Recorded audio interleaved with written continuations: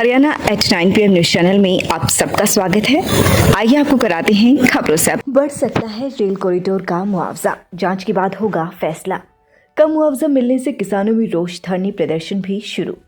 Rapid rail corridor मुआवजा मामला, किसानों के साथ मनमानी। रेलवे ने केएमपी को रोड मानने से किया इनकार, इसलिए किसानों को कम मिला मुआवजा। किसानों को प्रति एकड़ करीब 35 से 40 लाख रुपए प्रति एकड़ का नुकसान। सोनीपत के किसानों को कुल 225 करोड़ मुआवजा। रोहतक मंडलायुक्त करेंगे मामले की जांच। केएमपी को मार्ग माने या न माने, इसका भी होगा फैसला। सोनीपत से पलवल तक कुंडली मानेसर पलवल एक्सप्रेसवे के साथ साथ रेल कॉरिडोर बनाने के लिए करीब 130 किलोमीटर लंबाई तक किसानों की जमीन एक्वायर की गई, लेकिन किसानों को जो मुआवजा दिया गया है वह कम दिया गया है। इसका एक मुख्य कारण यह भी है कि कुंडली मानेसर पलवल एक्सप्रेसवे को रेल विभाग ने मार्ग माना ही नहीं। अगर केएमपी को रेल विभाग मार्ग मान लेता तो किसानों को मुआवजा 35 से 40 लाख रुपए प्रति एकड़ के हिसाब से ज़्यादा मिलता, लेकिन ऐसा नहीं हुआ, जिसके कारण किसानों को काफ़ी परेशानी हो रही है और किसान मुआवजे को लेकर विरोध प्रदर्शन करने में जुट गए हैं।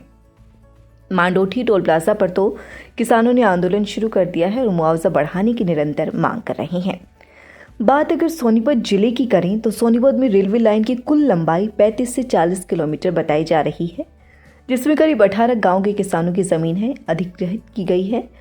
इन 18 गांवों में सबसे ज्यादा मुआवजा पीपली गांव का निर्धारित किया गया है, क्योंकि पीपली गांव से खरकुदा दिल्ली मार्ग गुजरता है, जो कि स्टेट हाईवे है। जहां पर पीडब्ल्यूडी मार्ग गुजर रहे हैं, उस एरिया की 100 मीटर तक किसानों को ज्यादा मुआवजा मिल रहा है। अगर कुंडली मानेसर पलवल एक्सप्रेसवे को मार्ग मान लिया जाए तो सभी किसानों का मुआवजा ऑटोमेटिक तरीके से बढ़ जाएगा।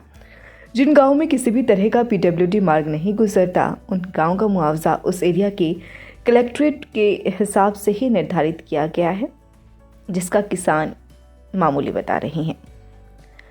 एलएससी ब्रांच सोनीपत के कानूनगो रणवीर सिंह का कहना है कि सोमवार बचे हुए गांव में रेल कॉरिडोर के लिए जमीन अधिग्रहण को लेकर अवार्ड सुनाया जाएगा। इसके बाद किसान सोनीपत राजस्व कार्यालय में पहुंचकर अपने दस्तावेज जमा कर मुआवजा प्राप्त कर सकते हैं। इसके लिए किसान को अपनी 2 ID, बैंक कॉपी, रसीदी, टिकट व नंबरदार के साथ लेकर कार्यालय में आना होगा। इसके बाद RTGS के माध्यम से किसानों के खातों में मुआवजा राशि को ट्रांसफर कर दिया जाएगा।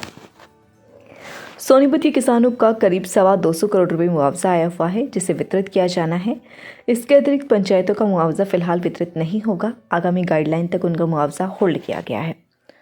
रोहतक कमिश्नर करेंगे फैसला। कुंडली मानेसर पलवल एक्सप्रेसवे को रेल लाइन मुआवजे को लेकर NH माना जाए या एक्सप्रेसवे माना जाए या स्टेट हाईवे माना जाए या इस मार्ग को कोई और मार्ग हो ना माना जाए, इसका फैसला रोहतक मंडल आयुक्त करेंगे। पलवल से लेकर सोनीपत तक जिस गांव की जमीन रेलवे कॉरिडोर के लिए अधिग्रहित की हुई है और संबंधित किसानों को जो मुआवजा मिला है, उन्हीं केएमपी एक्सप्रेसवे का कोई फायदा नहीं मिला है।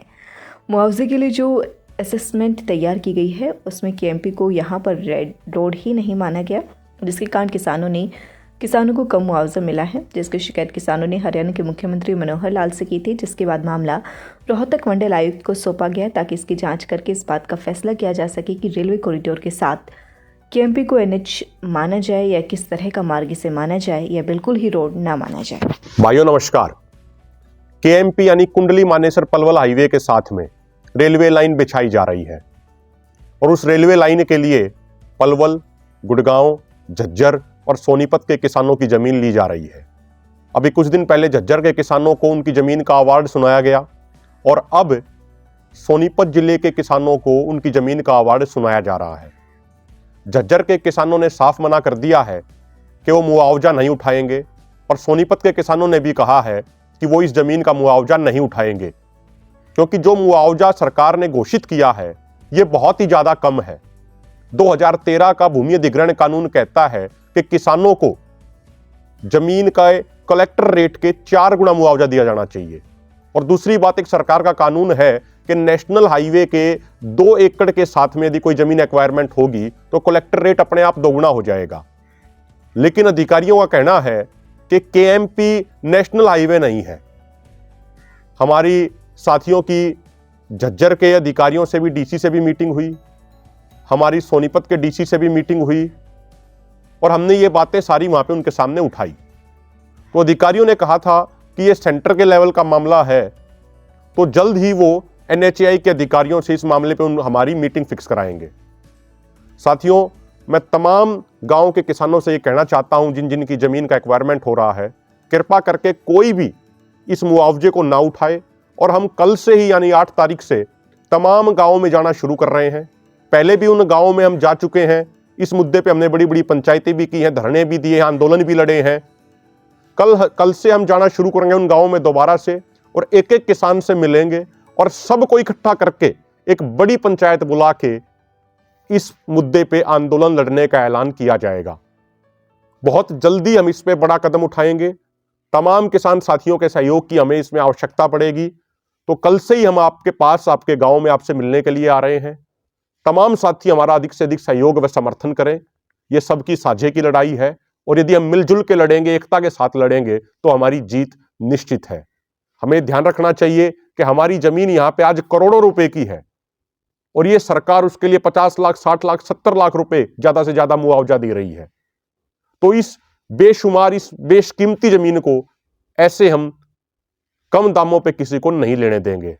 इसके लिए हमें पूरे तरीके से एकजुट होने की आवश्यकता है। तमाम साथी एकजुट रहें, मुआवजा ना उठाएं, और आपके गांव में आपसे बातचीत करने के लिए हम आपके पास आ रहे हैं। बहुत बहुत धन्यवाद। ट्यूलिप हॉस्पिटल सोनीपत NCR का विश्वसनीय एवं हार्टटेक OT से युक्त हॉस्पिटल आपकी सेवा में 24 घंटे उपलब्ध। हृदय रोग विशेषज्ञ डॉक्टर अनुराग अरोड़ा व डॉक्टर अनुपमा सेठी अरोड़ा द्वारा संचालित ट्यूलिप हॉस्पिटल, विवेकानंद चौक, सोनीपत। बच्चों के चहुमुखी विकास के लिए प्रताप स्कूल खरखोदा का चयन करें, ताकि आपके बच्चे संस्कार, शिक्षा, टेक्नोलॉजी, खेल, स्वास्थ्य एवं सांस्कृतिक गतिविधियों द्वारा विदेशों में तिरंगा फहराते हुए इंजीनियर, डॉक्टर, लेफ्टिनेंट तथा राजनेता बनकर देश एवं विदेशों में उच्च पदों को सुशोभित कर सकें। AP Garg public school, Sapla road, Kharkhoda. Special nursery wing, बच्चों के झूले, छोटे बच्चों के खेलने की व्यापक व्यवस्था, आधुनिक smart TV, computer lab, physics lab, bio lab, chemistry lab व हाईटेक लाइब्रेरी की सुविधा उपलब्ध। Admission and registration open.